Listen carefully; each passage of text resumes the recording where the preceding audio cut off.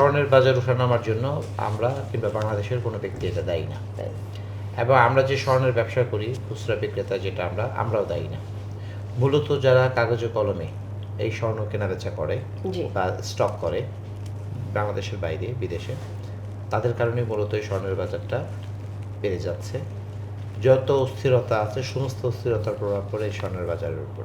আচ্ছা, মানুষ এটাকে এখন একটা নিরাপদ আশ্রয়স্থল হিসাবে তারা গ্রহণ করেছে স্বর্ণ মজুত করাটা। এবং স্বর্ণ মজুতটার সবচেয়ে আশ্চর্যের বিষয় হলো গিয়ে তারা কিন্তু মানে ফিজিক্যালি স্বর্ণটা মজুত করে না, কাগজে কলমের মাধ্যমে আপনি এটাকে মজুত করে, পেপার ট্রেডিং বলে এটাকে।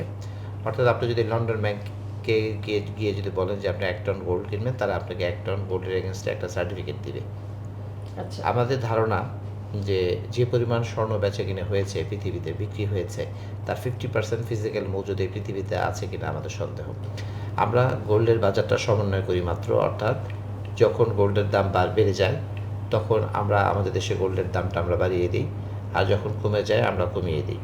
আমরা যদি সাথে সাথে যদি এটা সমন্বয় না করি, তখন দেখা যাবে যে যদি বাড়ার সময় যদি আমাদের দেশে যদি কম দাম থাকে, তাহলে এখান থেকে প্রচুর পরিমাণ স্বর্ণ পাচার হয়ে বিদেশে চলে যাবে। কাজেই 1 নম্বর পাচার রোধ করার জন্য আমাদেরকে স্বর্ণের বাজার সাথে সাথে সমন্বয় করতে হয়। দ্বিতীয়ত, আমাদের ব্যবসায়ীরা যদি ক্ষতিগ্রস্ত না হয়, তার জন্য স্বর্ণের বাজারকে আমাদের সাথে সাথে দ্রুততম সময়ের মধ্যে আমাদেরকে সমন্বয় করতে হয়।